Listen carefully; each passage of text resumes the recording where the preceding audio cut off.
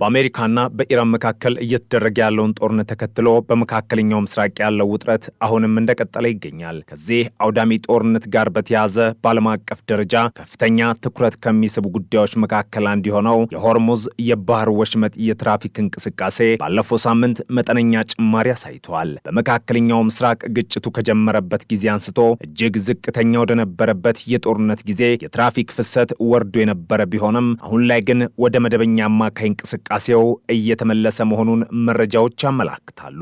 ሆኖም ግን የኢራን ሕግ አውጪዎችና የፓርላማ አባላት የአሜሪካውን ፕሬዝዳንት ዶናልድ ትራምፕን፣ የእስራኤሉን ጠቅላይ ሚኒስተር ቤንያሚን ኔታንያሁንና ሌላ አንድ ከፍተኛ የአሜሪካ ጦር አዛዥን ለሚገድል ማንኛውም አካል እጅግ ከፍተኛ የሆነ የገንዘብ ሽልማት የሚያቀርብ አዲስ ረቂቅ ሕግ በማዘጋጀት ላይ መሆናቸው ተዘግቧል። ይህ እርምጃ የተወሰደው ባለፈው የካቲት ወር መጨረሻ የኢራኑን ከፍተኛ መንፈሳዊና የፖለቲካ መሪ አያቶላህ አሊ ሐሚኒን የገደለውን መጠነ ሰፊ ጥቃት ተከትሎ ያጸፋ ምላሽ ለመስጠት ታስቦ ነው። የዚህ ረቂቅ ሕግ ዝግጅት በአገሪቱ መካከል ያለውን ከፍተኛ ውጥረት ወደ አዲስና እጅግ አደገኛ ምዕራፍ እንደሚያሸጋግረውም ተጠቁሟል። የእንግሊዙ ታዋቂ የዜና አውታር ቴሌግራፍ ይፋ እንዳደረገው ዘገባ ከሆነም የኢራን ብሔራዊ ደህንነት ኮሚሽን ሊቀመንበር የሆኑት ኢብራሂም አዚዚ የአገሪቱ ፓርላማ የእስላማዊ ሪፐብሊኩ ወታደራዊና የጸጥታ ኃይሎች አጸፋ እርምጃ የተሰኘ አዲስ ረቂቅ ሕግ እያዘጋጀ መሆኑን በይፋ አረጋግጠዋል። ይህ ረቂቅ ሕግ ከጸደቀ ዶናልድ ትራምፕን ለሚገድል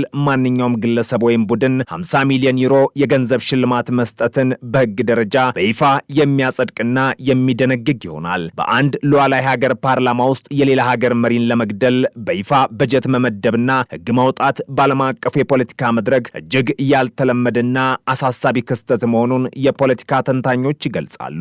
ሊቀመንበሩ ኢብራሂም አዚዚ በሰጡት ተጨማሪ ማብራሪያም የኢራን መንግስት ለከፍተኛው መሪ አሊ ሐሚኒ መገደል ዋነኛ ተጠያቂ የሚያደርገው የአሜሪካውን ፕሬዝዳንት ዶናልድ ትራምፕን፣ የእስራኤሉን ጠቅላይ ሚኒስተር ቤንያሚን ኔታንያሁን እንዲሁም የአሜሪካ ማዕከላዊ እዝ ከፍተኛ አዛዥ የሆኑትን አድሚራል ብራድ ኩፐርን መሆኑን ጠቁሟል። የዚህ ረቂቅ ሕግ አሳሳቢነት ይበልጥ የሚያጠናክር ሌላ አስተያየትም በፓርላማ ውስጥ ተንጸባርቋል። የጁዊሽ ክሮኒክል የዜና ዘገባ እንደሚያመላክተው የኢራን ፓርላማ የብሔራዊ ደህንነት ኮሚቴ ምክትል ሊቀመንበር የሆኑት ማህሙድ ናባቪያን በበኩላቸው ጠንከር ያለ የጥላቻ ቃል ተጠቅመዋል። ምክትል ሊቀመንበሩ ትራምፕንና ኔታንያሁን ወደ ገሃነም ለሚልክ ማንኛውም አካል ከፍተኛና ትርጉም ያለው የገንዘብ ሽልማት ለመመደብ የኢራን ፓርላማ በቅርቡ ድምፅ እንደሚሰጥና ሕጉን እንደሚያጸድቅ አስታውቀዋል። ይህ የፓርላማ አባላቱ የጋለ ስሜትና የሕግ ዝግጅት የሐሚኒ ሞት ተከትሎ በሀገሪቱ ውስጥ ያለውን የበቀል ፍላጎት በግልጽ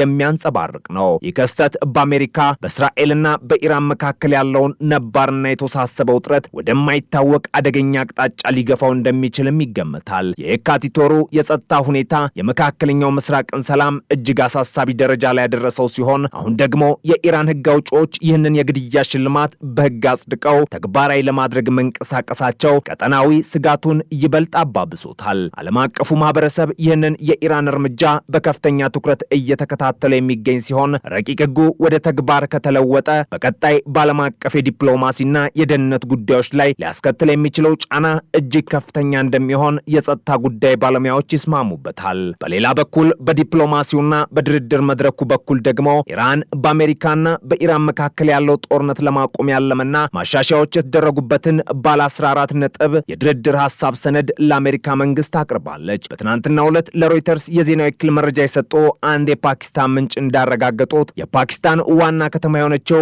ኢስላማባድ ይህንን የተሻሻለ የኢራን የድርድር ሐሳብ ለዋሽንግተን ያቀረበች ሲሆን ሁለት ወገኖች በመካከላቸው ያለውን ሰፊ ልዩነት ለማጥበብና ወደ ስምምነት ለመምጣት በቂ ጊዜ እንደሌላቸው ጠንከር ያለ ማስጠንቀቂያ ሰጥታለች። በዚህ በፓኪስታን አደራዳሪነት በቀረበውና በተሻሻለው የኢራን የድርድር ሰነድ ውስጥ የተካተቱት ዝርዝር ጉዳዮች እስካሁን ድረስ በይፋ ለሕዝብ ያልተገለጹ ቢሆንም መረጃውን ለዜና ወኪሉ የሰጡት ምንጭ እንዳስረዱት ግን ቴህራንና ዋሽንግተን በየጊዜው የድርድር ግባቸውና ፍላጎታቸውን እየቀያየሩ ይገኛሉ ብለዋል።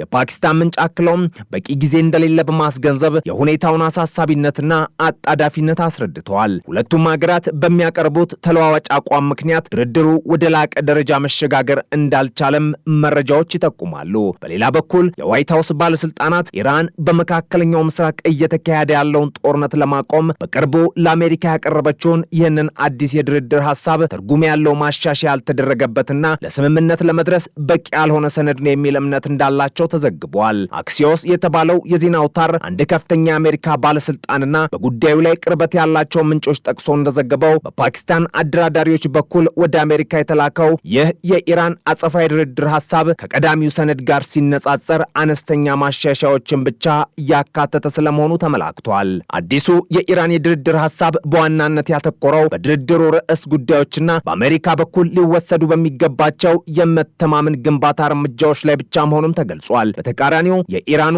ፋርስ የዜና ወኪል ቀደም ሲል ባወጣው መረጃ መሰረት ዋሽንግተን በበኩሏ ባለ 5 ነጥብ የፍላጎት ዝርዝር ያቀረበች ሲሆን ከነዚህም ውስጥ ኢራን አንድ የኒውክሌር ጣቢያን ብቻ በስራ ላይ እንድታቆይና ያላትን በከፍተኛ ደረጃ የበለጸጉ የዩራኒየም ክምችት ሙሉ በሙሉ ወደ አሜሪካ እንድታስተላልፍ የሚጠይቅ እጅግ ጠንካራ ቅድመ ሁኔታ ይገኝበታል። የኢራን የውጭ ጉዳይ ሚኒስትር ቃል አቀባይ ሀገራቸው ያላትን ስጋት በፓኪስታን በኩል ለአሜሪካ ማድረሷን በገለጹበት ወቅት የሮይተርስ ዘገባ የፓኪስታን ምንጮችን ጠቅሶ እንዳረጋገጠው የፓኪስታን መንግስት በመካከለኛው ምስራቅ ያለውን ግጭት ለማስቆም ኢራን ያቀረበችውን የተሻሻለ ሐሳብ ለዋሽንግተን አጋርቷል። መረጃ ሰጪው አክለውም ሁለቱም ሀገራት የድርድር መስፈርታቸውን ደጋግመው እንደሚቀይሩ በመጥቀስ ጊዜው እያለቀ መሆኑን የሚገልጸውን ማስጠንቀቂያ በድጋሚ አስተጋብተውታል። የፓኪስታን መንግስት የሁለቱን ሀገራት ልዩነት ለማጥበብ ከፍተኛ የዲፕሎማሲ ጥረት እያደረገ ቢሆንም እስካሁን የሚታይ አንዳች ውጤት ግን አልተመዘገበም። የኢራኑ ወታደራዊ አዛዥ ባወጣው መግለጫም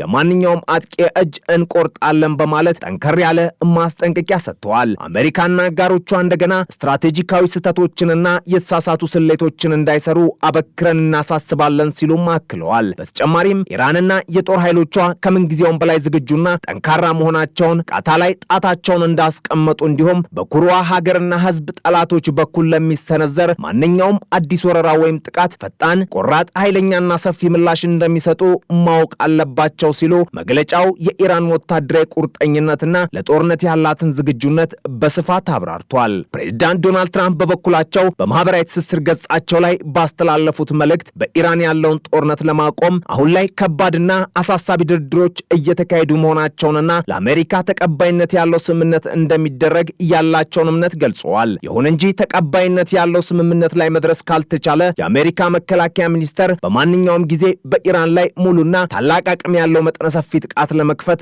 ዝግጁ ሆኖ እንዲቆይ ማዘዛቸውን በግልጽ አስጠንቅቀዋል። ይህ የትራምፕ ንግግር አሜሪካ በድርድሩ መድረክ ላይ ጫና ለመፍጠር ወታደራዊ አማራጭን አሁንም በጠረጴዛው ላይ እንዳስቀመጠች የሚያመላክት ነው። በፖሊሲ አውጪዎችና በዓለም አቀፍ ታዛቢዎች ዘንድ እያደገ የመጣው አብይ ስጋት ደግሞ ስምምነት በቅርቡ ይደረሳል ወይስ አይደረስም የሚለው ሳይሆን ዋሽንግተን ወይም ቴህራን በሚሰሩት የተሳሳተ ስሌት ምክንያት ዳግም ግጭት ከመቀስቀሱ በፊት ይህ ከፍተኛ ውጥረት ለምን ያህል ጊዜ ሊዘልቅ ይችላል የሚለው ነው። አሁን ባለው ሁኔታ በአሜሪካና በእስራኤል ውስጥ በኢራን ላይ አዲስ ጥቃት ሊሰነዘር ይገባል የሚሉ ጥሪዎች ከጊዜ ወደ ጊዜ እየበረቱ መጥተዋል። አንዳንድ የጸጥታ ባለስልጣናትና ፖለቲከኞች ተጨማሪ ወታደራዊና ኢኮኖሚያዊ ጫና ማሳደር የቴህራንን አቅም ሊያዳክምና ኢራንን ወደ ድርድር ጠረጴዛ እንድትመለስ ሊያስገድዳት ይችላል የሚል መከራከሪያ ያቀርባሉ። በእስራኤል የብሔራዊ ደህንነት ጥናት ተቋም ውስጥ በኢራን ጉዳዮች ላይ ከፍተኛ ተመራማሪና የቀድሞ የእስራኤል መከላከያ መረጃ ውስጥ የኢራን ቅርንጫፍ ኃላፊ የነበሩት ዳኒ